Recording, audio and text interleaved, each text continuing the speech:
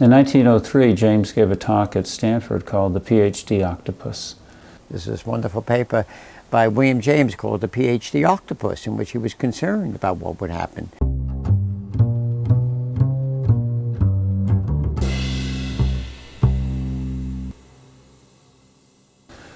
And his issue there was that he had a student who was exceptionally gifted as a teacher, very smart guy, but couldn't get a job at another lesser university because he didn't have a PhD. But the question is, just how many professional big P philosophers does the universe or the United States need?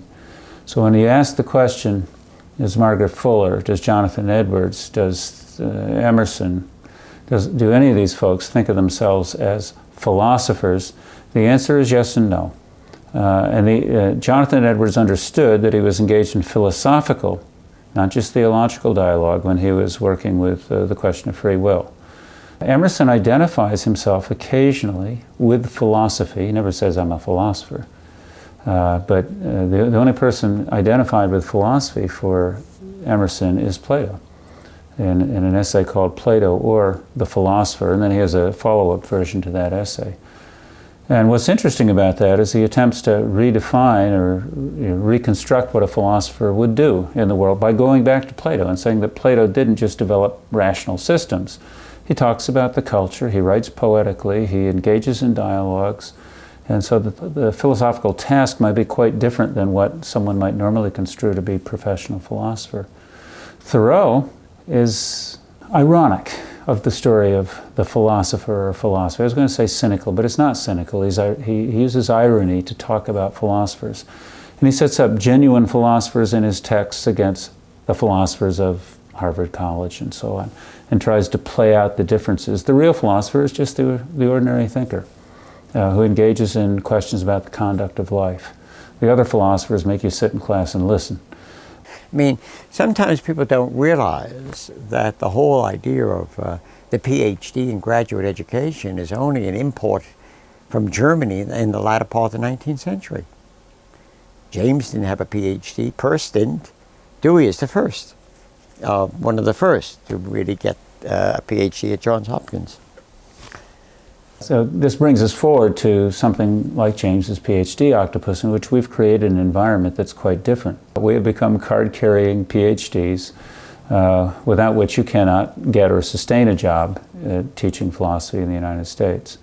Now, how many are really philosophers in the Thoreauvian sense? I don't think probably many of the professional philosophers see themselves that way. I think there are lots of folks who in American culture might see themselves as kind of Thoreauvian philosophers. Someone like Wendell Berry, for example, is a kind of a Thoreauvian philosopher who writes and does other things. And I think we find a number of texts, Norman Maclean's Young Men in Fire or A River Runs Through It. In Thoreau's world or Emerson's world, those are very philosophical texts about the way the world is. Whereas we professional philosophers who are either doing history as I do or extreme logical issues as some of my colleagues do, or worried about other histories. In their professional life, they may be, from a 19th century American view, less philosophical than they are in their ordinary side of their lives. I think when James wrote the Ph.D. Octopus, he was afraid of American universities adapting the German pattern, the Philosophie als strenge Wissenschaft attitude. And his predictions of what would happen to the American Academy and the Ph.D. Octopus came true. On the other hand, it seems inevitable. I mean, if you have the kind of huge higher education system that America developed in the 20th century, of course you're going to have to use the German model. You're going to have to give up on the gentleman scholar and Mr. Chips and develop the kinds of people whom James satirized in that essay. He refers to our bald-headed young PhDs publishing in the Philosophical Review, who never confuse Ästhetik with Erkenntnistheorie. This kind of professionalism was something that James foresaw and regretted, but I don't think that we should regret it. It was an inevitable concomitant of the rise of the great American universities. It's inevitable that in a very populous world, highly organized, institutionalized in many important ways, that in such a world, all knowledge gets institutionalized. And then, of course, little groups of people grab hold of little chunks of this great material of human knowledge, and they obstruct the access of other people to it. They, in effect, make it into a guild. You can only get there if you are properly credentialed. That's inevitable, and it's a good thing in certain respects, because certainly we train philosophers better today than they were trained 100 or 200 years ago. I think that much is clear. But it's also something that's problematic. It's problematic because it focuses, one more time, as I said earlier, it focuses the mind on the means and not on the end. The means of doing philosophy is all the wonderful skills that we learn as graduate students and exercise as young professionals. But that's not the end of philosophy. The end of philosophy has got to be something different. The end of philosophy has got to be a greater understanding of this very puzzling world in which we find ourselves, a better understanding of what to do and what not to do. A better understanding of who we are and how we can be a little bit better. All of that, I think philosophy has important insights to offer. But I think it's a very important article. As James at his best. He thinks there that, do you mean that the quality of a person's mind can be determined by a few tests? And is it a matter of prestige in the most prestigious universities? Is it a matter of being stamped? He says in one place, does mere personality and character mean nothing?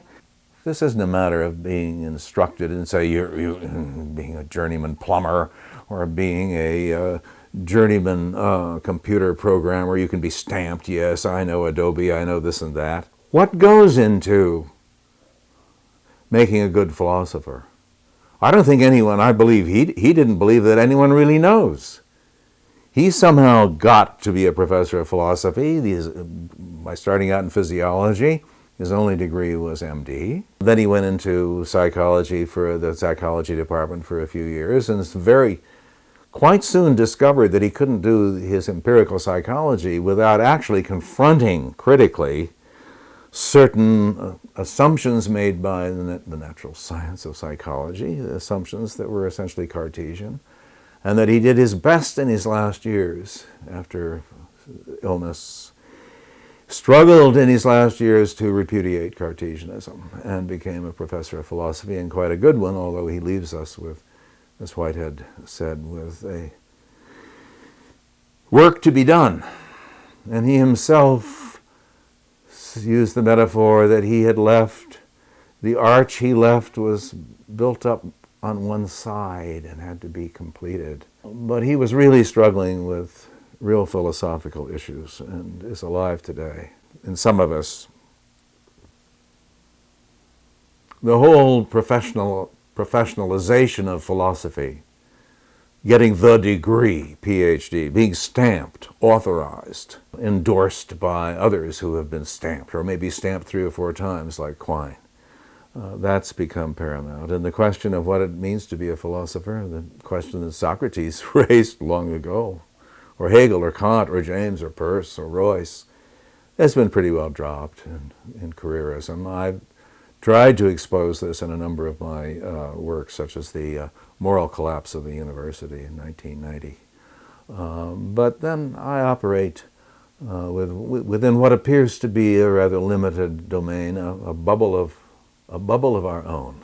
And it doesn't have much, apparently it doesn't have much effect, although none of us know just how far out the ripples from what we do extend.